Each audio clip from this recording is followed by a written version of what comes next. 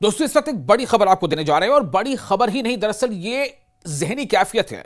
आपको पता है कि इसराइल पिछले 2 सालों से क्या कर रहा है। इसराइल पिछले 2 सालों से लगातार गजा पर हमले कर रहा है, कभी सीरिया पर हमले कर रहा है, कभी लेबनान पर हमले कर रहा है और अभी भी लेबनान में उसके हमले जारी हैं।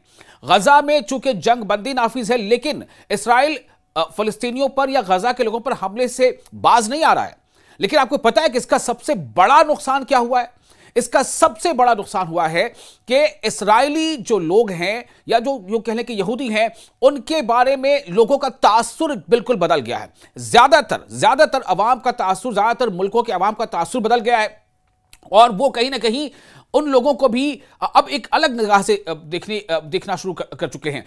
इस वक्त एक बड़ी खबर आपको ये दे रहे हैं कि गजा जंग के बाद, हालांकि वो बाज़ाब्ता जंग, मैंने आपके कह दिया कि बता दिया कि सीज फायर अभी लागू है। 10 अक्टूबर 2025 से सीज फायर यानी जंग बंदी नाफिज है, लेकिन उसके बावजूद इसराइल हमले कर रहा है। इसराइली फौज फलस्तीनियों पर, खासतौर से गजा के लोगों पर जुल्म ढा रही है और हर दिन अभी भी 2-3, कभी 2, कभी 4, कभी 5 लोगों की मौतें भी हो रही हैं।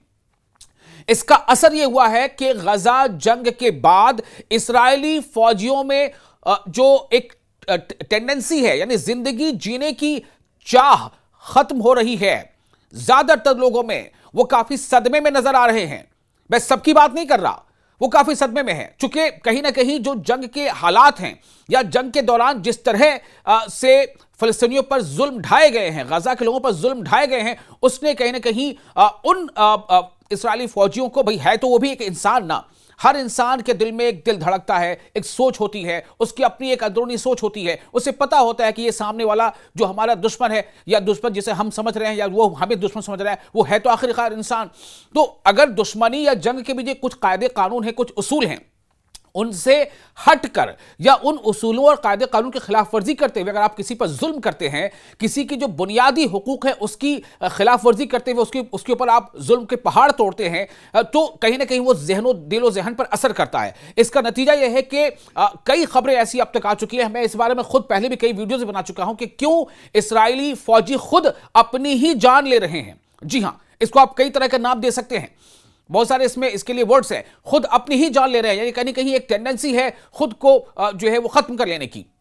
तो ये अब फिर से काफी नुमाया हो गया है, इसमें इजाफा होता जा रहा है, इसमें बढ़ोतरी होती जा रही है। इस बारे में ये आपको मैं बताने जा रहा हूं। और इसके बारे में खुद इस्राएली मीडिया जो है वो इस बारे में रिपोर्ट्स भी शाया कर रहा है, कोई और नहीं, मैं किसी और का एग्जाम्पल नहीं ले रहा। खुद इस्राएली मीडिया इस बारे में रिपोर्ट शाया कर रही है कि इस्राएली फौजियों में, अक्सर फौजियों में या यूं कह लें कि बहुत सारे फौजियों में जिंदगी जीने की चाह खत्म होती नजर आ रही है जब वो जंग से वापस लौटते हैं या जंग ज़दा इलाके से वापस लौटते हैं। और कई ऐसे वाकयात पेश हो चुके हैं जिसमें वो खुद जो है अपनी कहीं ना कहीं जिंदगी को खत्म कर ले रहे हैं, अपनी जान खुद ले रहे हैं। इस्राएली मीडिया ने रिपोर्ट किया है कि गजा में जारी तवील अस्करी मुहिम यानी मिलिट्री मिशन, तवील अस्करी मुहिम के बाद इस्राएली फौजियों में नफ्सियाती दबाव, साइकोलॉजिकल प्रेशर और जहनी सदमात, यानी उनका जो माइंड है उन्हें जबरदस्त सदमा पहुंचा है। उनकी कैफियत, उनकी जो इनर सेल्फ है उस पर जबरदस्त सदमा पहुंचा है। They are in the pain of grief and sorrow, और उसकी वजह से खुद की ऐसी टेंडेंसी इस्राएली फौजियों के अंदर पैदा हो गई है कि उनमें जिंदगी जीने की चाह खत्म हो रही है। अब नतीजा क्या है? जिस इंसान के अंदर जिंदगी जीने की चाह खत्म हो जाएगी वो क्या कर सकता है, वो कैसे कदम उठाता है, आप जानते हैं, इसको कहने की जरूरत नहीं है। तो नतीजा यह है कि वो उन्हें ऐसा लगता है कि अब जीने का कोई फायदा नहीं है या मेरा वजूद जो है अब जिंदगी को मजीद आगे बढ़ाने के लायक नहीं रह गया, क्योंकि वो खुद इतने कहीं ना कहीं खुद को उसके लिए एक तरह से कह सकते हैं कि गुनहगार महसूस कर रहे हैं, सदमे में हैं।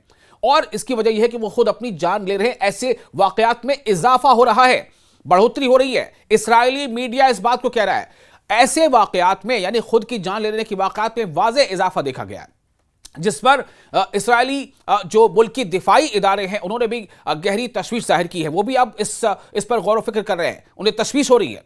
रिपोर्ट्स के मुताबिक इस्राएली फौज के तिब्बी व नफ्सियाती शोबों ने, यानी मेडिकल जो शोबा है, जो साइकोलॉजिकल जो शोबा है, जो डिपार्टमेंट है, उसने हालिया महीनों में कई ऐसे केसेस दर्ज किए हैं, मुतअद्दिद यानी न्यूमरस, अनगिनत केसेस दर्ज किए हैं जिनमें फौजी अहलकार शदीद जहनी दबाव यानी जबरदस्त मानसिक दबाव, जंगी मनाजिर के सदमे और मुसलसल महाज पर मोर्चे पर रहने की थकन जैसे अवामिल से, इन मरहलों से, इन प्रक्रिया से मुतासिर हुए हैं, प्रभावित हुए हैं। और इनमें से बाज अहलकारों ने इंतहाई कदम, यानी कहते हैं ना कि ऐसा कदम उठा लेना जिसके बारे में सोचना भी मतलब नहीं चाहिए, इंतहाई कदम उठा लेना, यानी कि खुद के बारे में यह सोच तसव्वुर करना कि मेरे जीने का कोई फायदा नहीं है।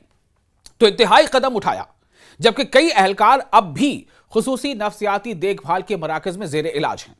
यानी कई इस्राएली फौजी अभी भी वो ऐसे सेंटर्स में वो एडमिट है जहां पे वो जहनी तौर पर एक कश्मकश में है कि भाई मेरी जिंदगी का मतलब क्या है, क्या मतलब मेरे हाथों ऐसे ही किसी का कत्ल होता रहेगा, मैं किसी निहत्थे को मारता रहूंगा, औरतों को मारता रहूंगा, बच्चों को मारता रहूंगा। मतलब कई तरह की सोच है। जो जंगी मनाजिर उनके सामने जब वो गर्दिश करते होंगे, जब वो कभी अकेले में आराम कर रहे होते होंगे, बिस्तर पर जाते होंगे, तो उनके जहन में ये मंजर आते होंगे कि कैसे उनके सामने बच्चों ने दम तोड़ा, कैसे उनके नजरों के सामने मजबूर बेबस खवातीन और बुजुर्गों ने दम तोड़ा, कैसे उन पर बमबारी हुई, कैसे वो भूख से मारे गए। मतलब ये तमाम मनाजिर आप सोचें, भैया एक इंसान है ना, किसी भी इंसान के जहन ये बातें आ सकती हैं। तो इस्राएली फौज के एक जिम्मेदार जराए का कहना है, सोर्स का कहना है कि मैदाने जंग में रहने वाले कई सारे फौजी जो जवान हैं, जो मुतअद्दिद एहलकार हैं, वो post traumatic stress disorder PTSD, post traumatic stress disorder और दीगर नफ्सियाती पेचीदगियों का शिकार हो गए। यानी वो कहीं ना कहीं जहनी तौर पर वो बहुत सदमे में है, वो डिप्रेशन में है और वो इसका शिकार हो गए हैं। वो फाल नहीं रहे, वो एक्टिव नहीं रहे, वो जंग के मैदान से वापस तो आ गए, लेकिन ऐसा लगता है कि वो एक बहुत बड़ा उनके दिलो दिमाग पर एक बोझ है, और एक ऐसा बोझ है जो उन्हें चलने नहीं दे रहा, जो उन्हें खाने पीने नहीं दे रहा, जो उन्हें जिंदगी के मजे लेने नहीं दे रहा, क्योंकि उनको पता है कि क्या वो करके आए हैं। उनकी आंखों ने किस किस तरह का नजारा देखा है। रिपोर्ट शाया हो जाए, कोई कुछ कह दे, कोई कुछ कह दे, लेकिन जो बंदा उस मैदान जंग में था, जिसकी गोलियों का शिकार न जाने कितने लोग हो गए, उसकी आंखों को उसने तो सच देखा है ना, उसे तो पता है ना कि हकीकत क्या है, उसे तो यह मालूम है ना कि उसने वो कितने लोगों की जिंदगियां लिए जाने का बास जरिया बन गया। उसको तो पता है ना कि उसके वजह कर कितने घर उछड़ गए, उसको तो पता है ना। तो जाहिर है कि वो जब खुद से खुद का सामना कर रहा होता है तो कहीं ना कहीं वो खुद को गुनहगार पा रहा होता है।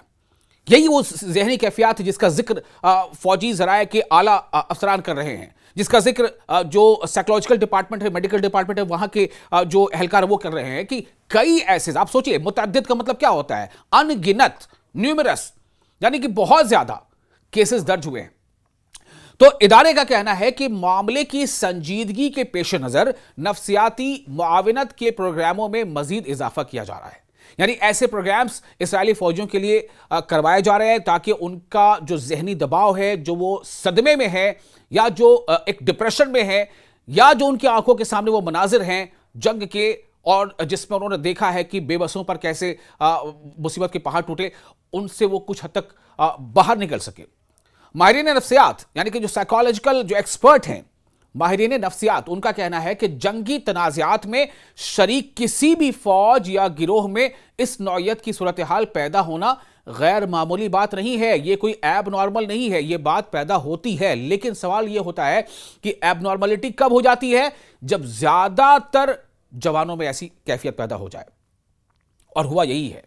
क्योंकि अभी हमने आपको बताया कि अनगिनत मुतअद्दिद केसेस आ रहे हैं। इसका मतलब क्या है कि ज्यादातर जो फौजी अहलकार हैं उनमें यह कैफियत पैदा हो गई है, और ऐसे हालात में मुतासरीन को बरवक्त मदद, मुनासिब माहौल और पेशा वाराना रहनुमाई की अशद जरूरत होती है।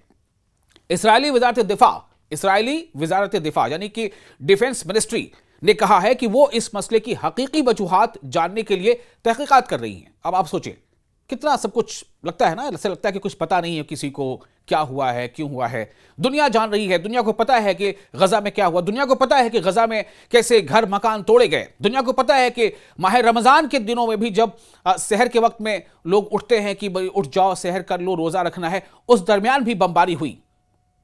और अब जो बात क्या सामने आ रही है, इस्राएली वज़ारत दिफा ने कहा है कि वो इस मसले की तहकीक कर रहे हैं, कि हकीकी वजूहात जानने के लिए तहकीकात कर रही हैं और इस बात पर जोर दिया है कि अहलकारों की जहनी सेहत को यकीनी बनाना इदारे की तरजीहात में शामिल है। अब आप सोचें, मतलब ये कहीं ना कहीं एक क्या कह सकते हो उसको कि ठीक है, आप मालूम कीजिए क्या हुआ है, शायद ये कहीं ना कहीं खानापुर्ती ही है।